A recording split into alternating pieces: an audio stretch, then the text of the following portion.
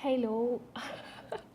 I didn't even realize it was on yet. How are you doing? Happy New Year. If you're just meeting me, my pleasure to have you here on the live. My name is Keira. I'm a diplomat by career, still in my office, and I'm a life coach from my heart all day, every day. So today I just want to share with you how to get results in 2019.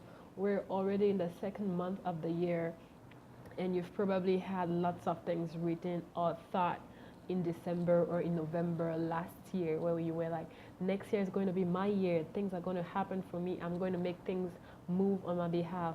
But we're gone in the year, and what have you been able to accomplish? What have you done? In this video, you're going to learn how you can get results in 2019, how you can get more things done, and how you can really have the results you want to have this year. Okay, so I'll share with you 5 tips that I've written down just for you and to equip you. Tip number 1 is be results oriented. Look, there is nothing like a magic one that will just make a miracle happen and that all of a sudden you'll have all your goals met. You just have to create success. Stop this. That will enable you to do the work. You just have to keep on building on these habits. And what do I mean by being result oriented? Some people focus on the journey instead of focusing on the result. While you focus on the journey, you will look at, oh, it can't work. Oh, I don't feel like doing this thing. Oh, I don't have the funds to start this project. I don't know anybody who can help me.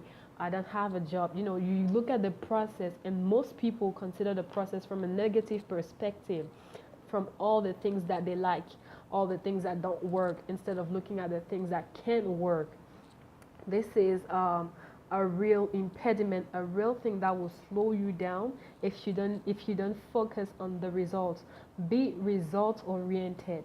What it means also is you must have a goal, an end goal. I would say a purpose, but purpose is a bigger word. You must have a goal, a target. Exactly, you must have a target you want to hit. If you have no target, you will eventually not accomplish anything.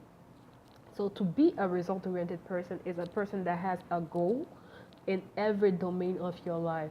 Now there are many ways you can dissect your life, but there is this standard way of dissecting your life in 8 different departments or domains, which are your health, health and well-being, your living environment, your family, your friends, your finances, your personal development, your spirituality, and what's the last thing I remember, but I will write it in the comments so you can dissect your life in all these 8 areas and ask, what do I want to achieve in 2019 in each area? That will give you already 8 goals to start with this year. If you take your health, for example, what is the one thing you really want to have in 2019 that if you don't have, you will feel frustrated, you will feel like you've been spinning in circles, you will feel like you wasted your time. Consider that thing as a goal. It's very basic, but trust me, if you can have at least those points as targets you want to hit in the year, you start rewiring your mind to be result oriented. You consider things done once they are checked. Let me show you something. So, this is a to do list. I do it every morning when I get in my office. I have a planner and I have many other productivity resources, but I like to write my to do list to know exactly the things that need to be, like, I just have to tick done every single day because files come in. I mean, you have tons of solicitation during the day. If you're not focused, if you're not result oriented, you'll be distracted by the things that come up. Okay, and the year has so many days, so many things happen that were not planned. If you are not result oriented, you will end up doing everything but nothing that really matters. And that brings me to the point number 2, doing meaningful work. There are some things that don't really depend. Sorry for the stuttering. Things that don't depend on you, like if you're an employee, for example, you have tasks that are given to you by your hierarchy. If you're a personal, you're self-employed or you're an entrepreneur, you will have tasks that are imposed maybe by your clients, by your whatever the whatever person you have to work on, things that you plan are not the only things that you have to do. Some things just come over and you have to do them. So it's important to find time to do things that mean something to you instead of working like a robot. Look for things that are meaningful to you, things that are dear to your heart, that make you happy, that make you feel useful, that make you feel smart, things that even if you were not paid to do, you will still do them. Okay, if you're a person with multiple passions, you can take advantage of that and focus on some passions for the first month, or from January to March I will focus on my singing passion, for example, and I'll make sure I create a music album in the first 3 months. So after my full-time job, or after working in my project, I will still find time to do the meaningful work, which is recording my music album. Okay, once you segment it like that, at the end of the year, not only would you have met your general goals, but you will have met your meaningful goals, and you will have tangible results. At the end of the year, you will look at the year and be like, okay, in 2019, I did. You have to create time for it. You have to do the meaningful work. So take a sheet of paper right now and list 5 things that are meaningful to you. Like, what are the 5 things that are really things that you can do anytime, all the everyday things that you are passionate about, things that make you feel like it's not really work. It's because you like it so much that you cannot imagine like your life without doing those things. Write them out. Start by it. Write them out. It's like drawing a target on a paper and just say like, this is my target. I will get there. So write them out, and we will continue with the next point, which is start a don't do list. I just showed you my to-do list, okay? And I know many arguments are out there telling you don't need a to-do list, and if you don't, it's fine. I mean, I will not impose anything on you, but for me, to-do lists do work. Now you have to optimize your to-do list for it to be useful and efficient for you. But even if you don't have a to-do list, you should have a don't-do list. These are the things you have to really cancel out of your life, out of your schedule, the things you have to delegate. For example, you don't have to do every task possible in a project. There are things that you should focus on your area of expertise. Yesterday I was talking with a designer because I wanted to have some t-shirts printed out. I can take my time in Photoshop or in Canva and get all the design work done, but I don't want to go through that. I'm not a designer, I'm not. I can be good at it, but I'm not.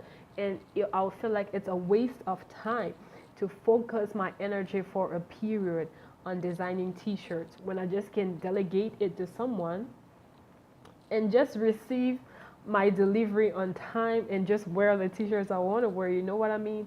So you don't have to focus on everything. No, have a don't do list. Even if you don't write it, just know the things that you should stop doing. Like every month you should look at your previous month and be like, okay, in January this didn't work, and it didn't work because I was maybe overstressed, I didn't sleep normally, or I had too many things written in my goal list. So I have to reduce the goal list. I have to stop answering phone calls before 10 a.m. I have to stop getting on social media right when I wake up. I have to stop going to bed too late. The things you really have to stop. Don't do those because they work against you and you will not have the results you want to have. Okay? So for you to get results in 2019, already these are 3 tips you can apply, and you will see how your productivity gets improved. I'm not an advocate of hustle till you die. Hell no. Nope. Like, no. I'm an advocate of man, as in you really do the work, but you still find time to take care of yourself, to refresh, to relax, to sleep, to just be yourself. Life is not about rushing, but enjoying while you are working. Okay. So the other point I wanted to say is take charge of your next move. This is so big because many of us stay stuck by blaming our lack of success on other people. You can't. You shouldn't.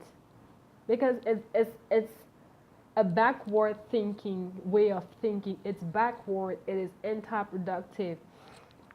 If it can happen that you're a victim of somebody's inability to show up or somebody's inability to keep his word or whatever, you can be a victim. But if you're a victim, you don't have to stay a victim forever. You cannot just blame everybody. I didn't succeed because, oh, I didn't have proper education. Oh, look, we're internet age. You can just Google anything. You found me through YouTube. So you can just Google anything and you will get the knowledge you need.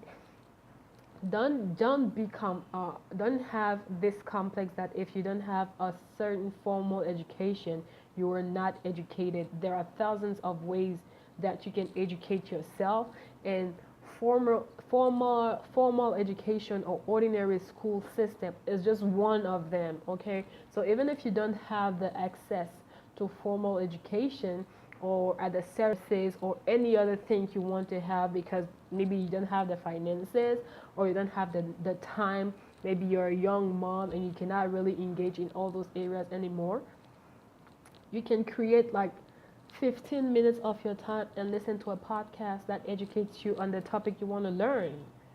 Or you want to learn a new language. There are so many free apps now you can download and start learning a language. You have to take responsibility of your next move. This means you must know your next move. What is next? Like March is coming up, April, May, and December will soon be around the corner. What do you have planned? What is your next move? What are the next actions you have to take to have results this year? You have to know them. If you don't know them, take time to journal about it. Take time to reflect about it. You can ask around you. People who know you, people who work with you can tell you, I think you can go this way based on your skills, based on your competence, based on how I see you working on a daily basis. I think you can try this project. Just look around searching for ideas to find what your next move is. Remember, it is ideal that your next move will be a meaningful move, something that is dear to your heart and not just to your head. Okay? So take charge and take responsibility of your next move. The only person that is responsible for your success here on earth, if you're watching me and you're above 18, it is you. Not your parents, not your friends, not your school, not your boss, not the government. Who else? Not God. It is you. It is your life. You have to take responsibility today, not tomorrow. If you need help, just write in the comments, hey, can you help me out? Or you just can text me inbox or whatever. I'll just leave the contact in the comments so you can get in touch with me if you need some help. I'll be glad to do that. But take charge of your next move. Take responsibility. And the last thing is think less and do more. Think less and do more. So many people are thinkers. Like our society is full of people who think, people who bring out their ideas. And it's great. I'm not even criticizing it. But I'm saying the world was built